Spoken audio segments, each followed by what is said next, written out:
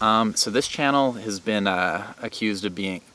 So this channel can be kind of depressing in that I just talk about problems all the time, and I'll talk about problems with the financial system and with foreign policy and with the environment and with like this thing that this bad person did and that this bad institution did, and look at what's happening in this country right now, and why aren't we talking about this, and look at the racial relations and look at the cynical exploitation of people's emotions by corporations. Problem. Most of those problems manifest themselves in more specific ways with specific people and corporations and instances. More problems. Let's talk about all those problems, and it can get pretty depressing. And so one could argue that I should probably start talking about solutions. So maybe I will do that one day. But rather, what I want to do now is talk about what I think is kind of like the root of all of those problems, if there is a single root. And if you would have asked me, I say 6 months ago or a year ago, if I would what are the root of the problems? And if you would have asked me, I'd say 6 months or a year ago, what are the root of all of these problems? I would have probably said what maybe a lot of you are thinking, but honestly, I don't know. I don't even know who you are, much less what you're thinking. But I might have said, it's structural in that, we shouldn't have these corporations have profit maximization set up as their primary goal and have no consideration for other values like human flourishing and the future of the planet and future generations and the well-being of other sentient beings and so on and so forth. And because of that, look how awry all of these things have gone. And I think that that's fundamentally true. And then other people might say, and furthermore, the problem is capitalism. And it's we have these small number of relatively extremely wealthy CEOs and board of directors and wealthy shareholders that are making the decisions for the most important consequences for the biggest institutions that affect, tens of thousands of people's lives on a global scale. And so that's a problem. And then people might go further. They say and also structurally, these institutions are operating globally, corporations, but the regulatory bodies for them are all local, whereas in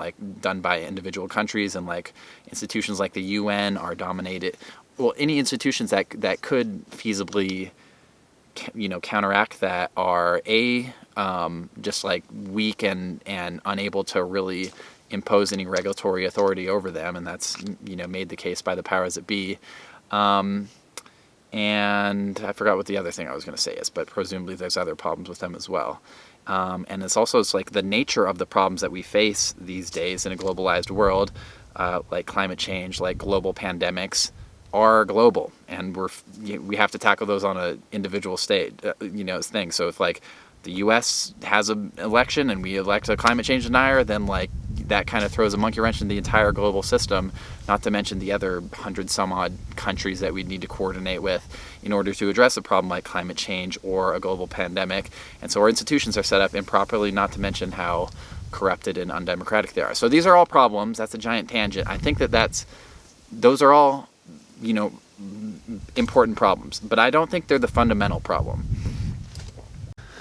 The fundamental problem, I've come to think over the last, I'd say 6 months or so, is people in general just are not connected with themselves and are not content with just being, and they always need a next thing, and that can manifest itself in a lot of different ways. Some of them are obvious, like addictive behaviors and people that are compulsive gamblers and just need to drink because they can't stand the sorrow of their own life, and people that are addicted to drugs. That's an extreme example that people can identify. You could also identify, if you're leftist, Jeff Bezos having more money than anybody in history, but still being fundamentally unhappy and having to build spaceships in order to prove how much he's made it and how much better he is than other people.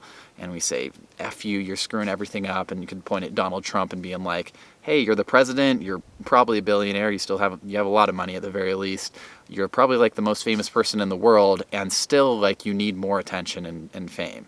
And it's I think people understand that comes from a very unhappy place, and the searching for more is the same thing that Trump and Bezos are doing, that the crack addict on the street is doing, or the compulsive gambler is also doing. And so and again, that's a deeply unhappy place. And I think that people understand, for all the examples I just mentioned, no amount of crack, no amount of money, no amount of power, no amount of fame, no amount of gambling is gonna like make these people happy.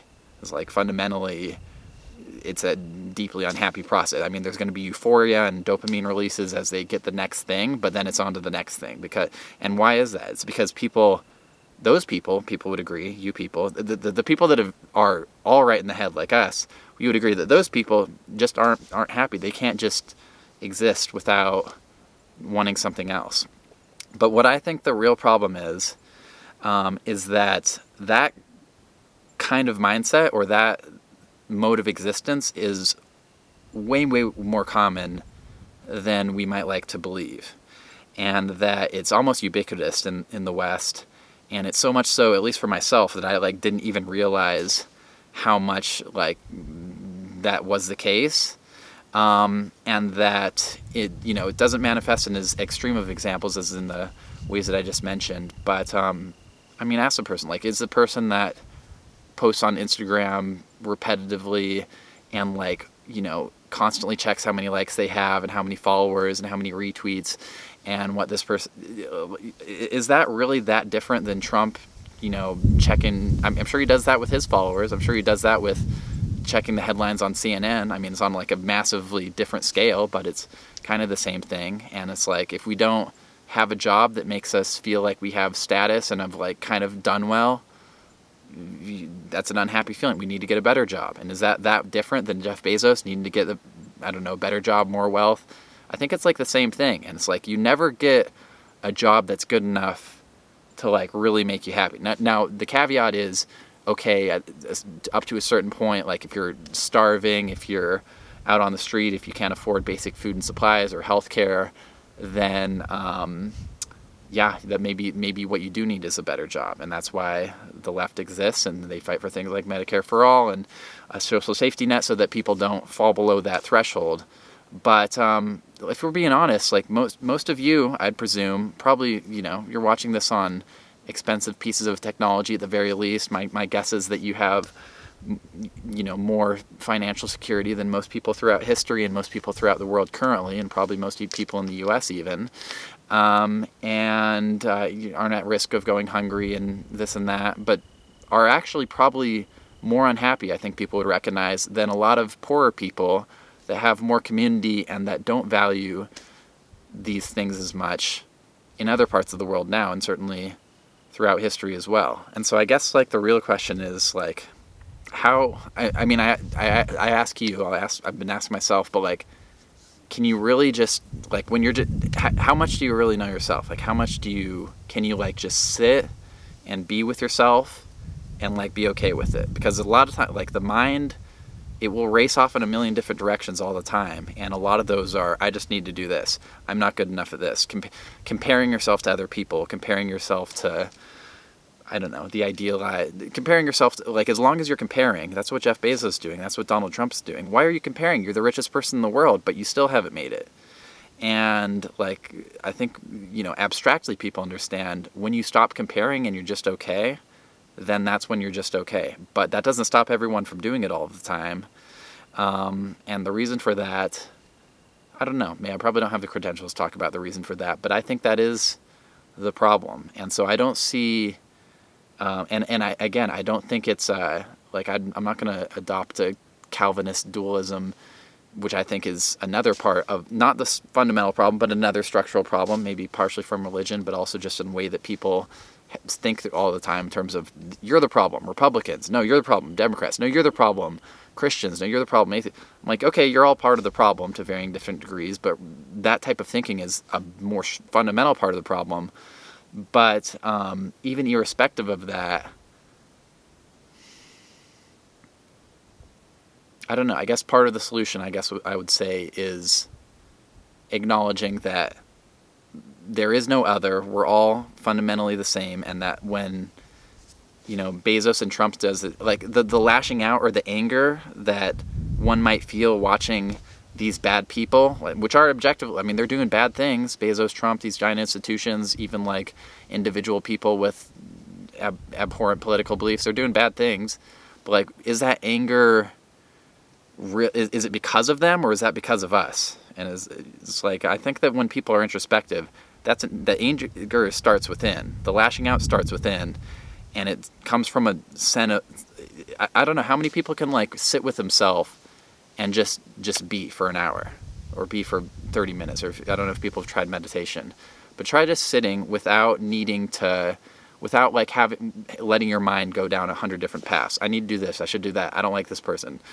here's a problem with that. My stomach hurt. Can people like observe themselves? Like, and if you can't observe yourself and you aren't aware of where your mind is taking you in 100 different directions, then what makes you think, like, you have the same mind more or less as everybody else. We have a human mind. And if you're, like, if it's running like that, then that's the same mechanisms as everybody else, and that's what's caused all these problems. And I don't think that was super articulate, but I think that without being able to sit back and observe that, and being able to observe that you're doing that, or that one is doing that, and that, like, just be at peace. I'm going off the rails here. But without that ability, then, or without even that acknowledgement, then I don't think that any of these problems are really going to be solved, because like the addictive behaviors and the compulsive lashing out and just lack of contentment is always going to manifest. And it can be in billionaire spaceship binges, or just compulsively watching YouTube and lashing out at your political opponents in the comment section. Is it really because of what the comment was, or was there something inside you that was triggered because of that? As I put up more YouTube content and feed the problem further, I would hope that this one doesn't, but it's like there's a lot of nuances, and I don't know. I think that there is more truth in the change comes within. If you want to change the world, first change yourself type of view, than kind of the secular leftist traditional type of politics might normally acknowledge. And I think that I don't know, I'm probably going to talk more about this. That's probably not everybody's cup of tea, and that's fine, because I'm not attached to what other people think about me, because I've made it. So if you all could just be more like me. I'd like to not be attached, but the acknowledgement that things like subscriber counts are fundamentally the same as things like wealth in a bank account, and that neither of them are going to make me happy, but a belief that they will make you unhappy, even as the bump in subscribers and the raise in promotion gives you temporary euphoria.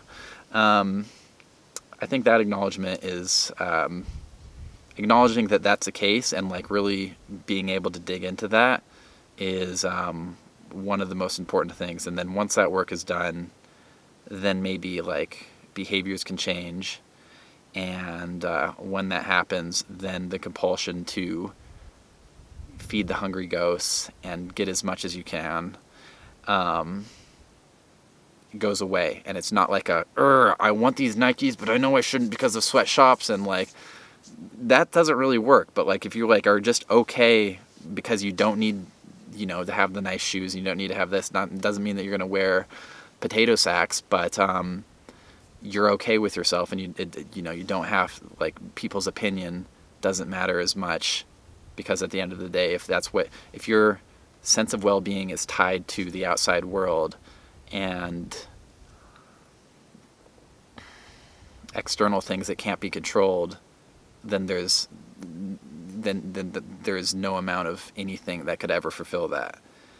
But there is a way past that, which is introspection and just being content.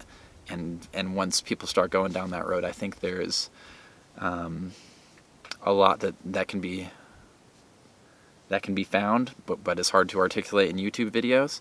But I would encourage people to at least think about what I said. And if it's all wrong, that's fine. You can lash at me in the YouTube comments. That pumps up my algorithm. So then I can get more subscribers and finally be happy, because this Buddhist shit is not really going to do it. But I just trying to latch onto something. So.